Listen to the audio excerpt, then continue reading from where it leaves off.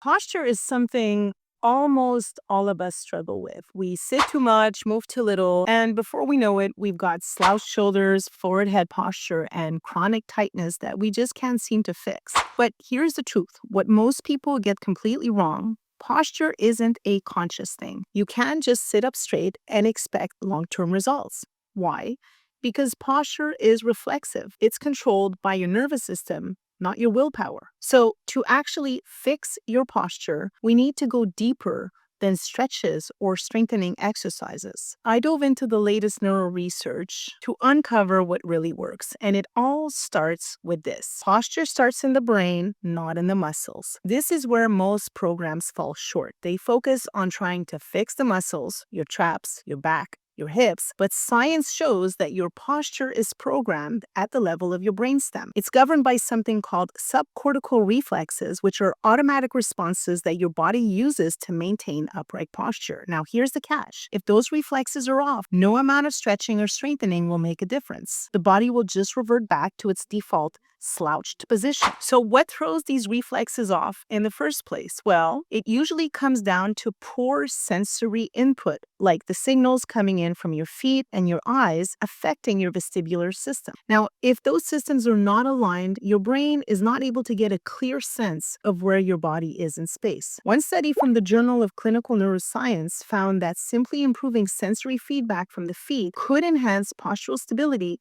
without any strength training at all. That's why the first real fix is to restore proper sensory input. And you can start with proprioceptive drills or using eye exercises to stabilize your visual system, which has a direct link with your head and neck posture. Improving sensory input before working out is already doing more than what 99% of people who only focus on the muscles and joints, because you're actually changing the way that you relate to gravity, allowing your brain to change your postural habits. So now that we've improved the input system, we can move on to step 2, which is building the foundation that holds your posture up from the inside. Now, most posture guides will tell you to start by fixing your core. But here's the truth. If your vestibular system, that's the part of your inner ear that's responsible for balance, is out of sync, it will inhibit your deep spinal stabilizers like the multifidus or transverse abdominis. According to a study in the Spine Journal, these muscles fire milliseconds before any movement to create stability. If they're delayed or underactive, the rest of your body has to compensate. And that's where the slouching and tightness comes in. That means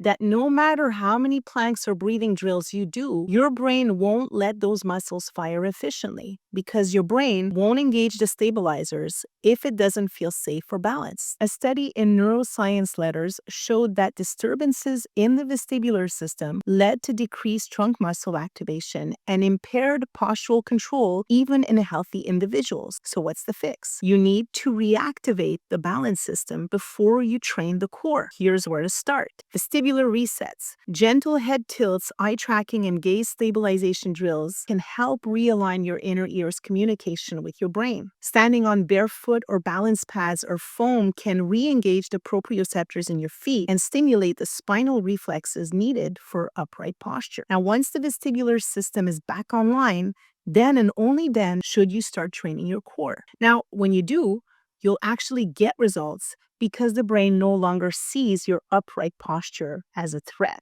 Building strength and alignment, not dysfunction. Here's what the research says. Strength training can fix posture, but only when you're training with proper alignment and joint stacking. If you're lifting with a forward head or flared rib cage, you're just reinforcing the dysfunction. A study in the Journal of Strength and Conditioning Research found that resistance training improved spinal alignment and postural control only when it was paired with proper movement mechanics. So what movement helps most? Rowing variations, split squats, and single leg deadlifts to build symmetry can improve hip stability. Just remember that form is everything and that the brain controls the baseline. If you train in a bad position, you program your nervous system to live in that position. So at this point now, you've already addressed the sensory system, activated the deep stabilizers, you've built strength in alignment, but there is one more layer that most people never consider, and it could be the missing piece to locking in those lasting results. Fix your posture and your breathing will follow. Here's something most people get backwards. They believe breathing controls posture, but in reality, posture controls breathing. If your head is forward, your ribs are flared and your pelvis is tilted. Your diaphragm physically can't function the way it's supposed to. That leads to shallow chest-based breathing, and from there, the whole system starts to break down. Fatigue goes up, focus goes down, and your body enters a low-grade stress response. The study found that postural deviations in the thoracic spine directly reduced lung capacity and altered respiratory pattern even in otherwise healthy individuals. So, what's the fix?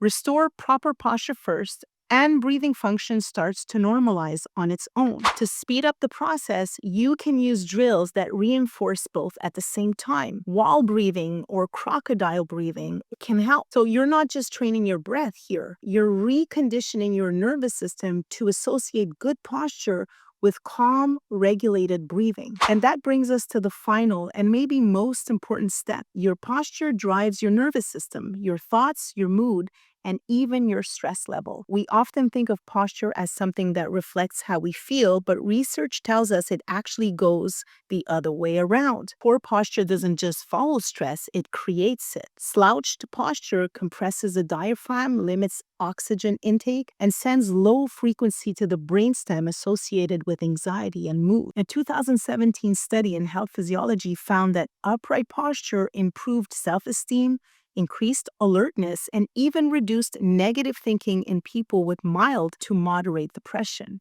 Now that's powerful. So if you want to feel better, think clearer, and function at your highest level, start with your posture. Here's your final checklist to actually fix it once and for all. Rewire your brain by addressing your sensory receptors, feet, and eyes. Activate your deep core system and body stabilizers from the inside out. Build strength through proper alignment, not dysfunction. Let posture improve your breathing, not the other way around. Use your posture to regulate your nervous system and transform how you feel. If you address the root cause of body imbalances, posture stops being something you think about. It won't happen overnight, but it will happen if you stop chasing surface level fixes and finally address the root cause.